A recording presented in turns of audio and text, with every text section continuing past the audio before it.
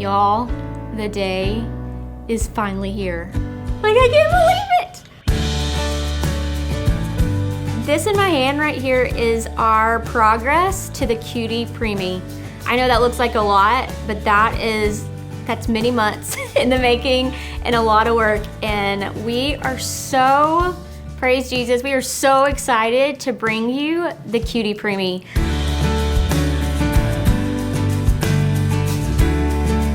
This is something that my girls were not NICU babies.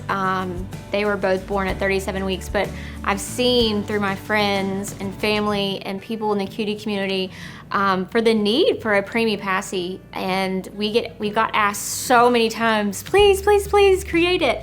And so that's what we did for you guys, and we are so excited to show it to you. Like I said, here you see our progress. But we started talking with Judy about the Preemie in April 2020. Just started researching. I had never had a baby in the NICU, so I wanted to do more research. And you know, us at Rhino Rose, we want to make the best of the best. We want everything to have purpose. It has to be perfect. It has to be perfect. And so I really, with all my heart, feel like the Cutie Preemie is. So we started drawing. We actually met with Courtney Castor, and one of the first drawings I was going to show you actually had a beaded design around the mouth. And the more I talked with some nurses and Courtney and Bridget or some of our makers, they were like, yeah, that's probably not going to work because in the NICU there's a lot of fluids and you just don't want it to get dirty. And so this is where we started. And then the more we kind of talked about it, then it transitioned to our first sample, which we got, I think it was September 2020. It was this, and it was so tiny. You're like, oh my gosh, this is so tiny.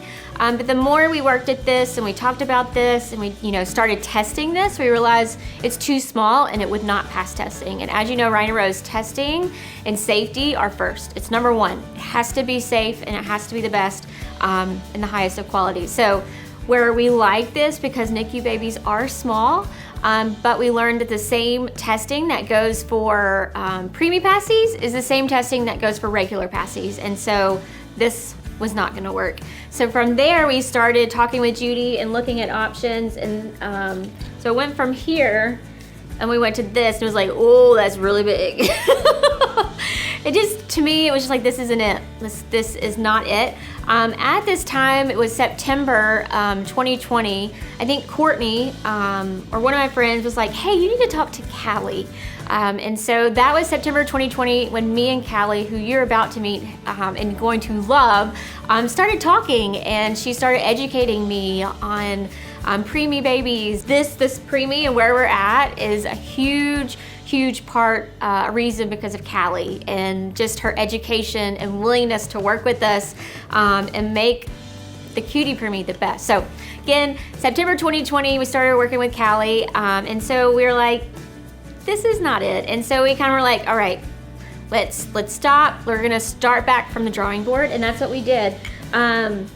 We actually took a Cutie Pat and we kind of cut it off because we knew the testing, the shield was what our concern was, in making sure it's going through testing, like what you might or might know. There's like testing procedures, and there's this little machine, and it has to not be able to go through that machine.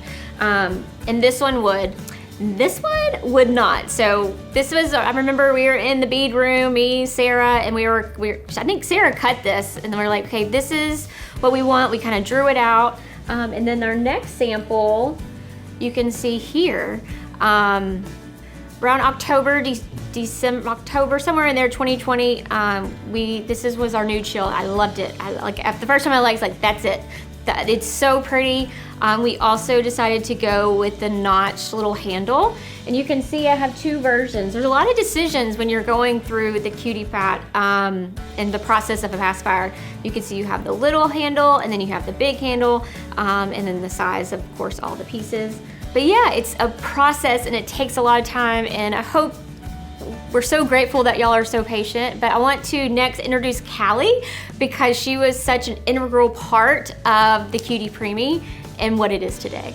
So this is the amazing Callie, who is such an integral part of Cutie Preemie, and I hope she knows how grateful we are for you, because, man, if y'all knew how amazing she was, like, we are so very thankful. Courtney, one of our makers, was like, hey, you need to talk to Callie. You need to talk to Callie. And so I reached out to her in September, and I started just asking her questions like, hey, what about this? What do you think about this? And she was such an integral part of going from this to this. We went in thinking we're gonna make one passy, and we didn't just make one passy, we made two.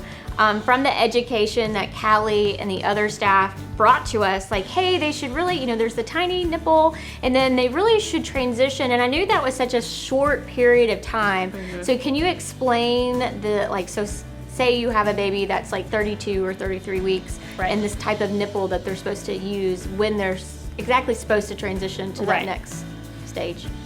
Yeah, when you first came to me, it was like, well, are you making one for the tiny preemies or the bigger preemies? Yeah. And so ended up obviously with both. Yes. But so babies before their bottle feeding age, which is around 34, 35 weeks, are gonna use a smaller nipple that's more developmentally appropriate for their mouths, because their mouths are smaller. But as they progress to bottle feeding or breastfeeding, we want them to be able to tolerate having a bigger nipple in their mouth. So we're gonna move up to the stage 1. Yes, and that was one of the things, like, I remember in my prayer journal, I was like, Lord, what do we do? And it was just like, okay, this isn't what I really expected, but we at Rain Rose, we wanna make the best of the best, and we want everything to have purpose and intention, and really we want to make the lives of mommies and daddies easier. And we thought a kit was exactly how to do that for that preemie stage, because it is, what I learned is they grow so fast through that. And what we've learned at Rain Rose is every baby's different. And that's exactly what Callie was like, hey, every NICU baby's different and gonna be at different stages and have different needs. So, like we said, we actually decided, even through this, like helping us choose a name. Okay, so this one we decided on Tiny, and then because this is the same as stage 1, we just went with, these are both preemie because they have the smaller, thinner shield, and they're not as heavy, and they have the beaded handle. We went with Tiny and stage 1, and we are really excited to be able to provide both. I think I'm sitting on it, in one bag for the Cutie Preemie. You have a kit, you have a preemie kit I feel like a lot of prayers and hard work has gone into this, but I actually feel like it's perfect. I'm excited. One of the things that Callie taught us is the color purple, and can you explain kind of the preemie? The color purple is preemie color, I guess. Yeah. March of Dimes is their color. It represents, prematurity, and so we wanted that to have a lot of meaning in the packaging, and of course, Rain Rose, I feel like we had to make it pretty. But I'm obsessed with it. It's beautiful. I really love it. We are only carrying the preemie in white.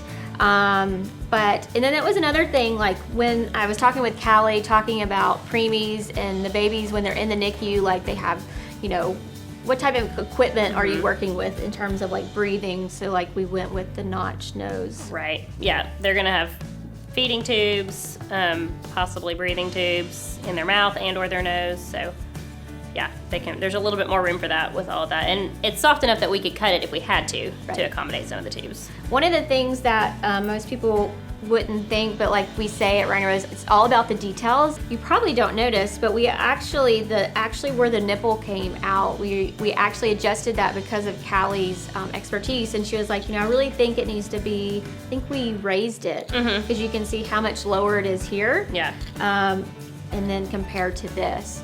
So little details like that have so much purpose, and I truly feel like the preemie, it was worth the wait. It was worth the wait. We are so grateful for Callie and all of her hard work. I just hope they know how amazing she is and how grateful we are for her, because she is awesome. You are such a blessing. And so we ordered these, we ended up ordering them in May, and we have them in June, and they're they're launching, and we're so excited. So thank you for You're coming welcome. here and kind of walking through the preemie process. And I feel like it's been a long journey, but like I said, it was worth the wait.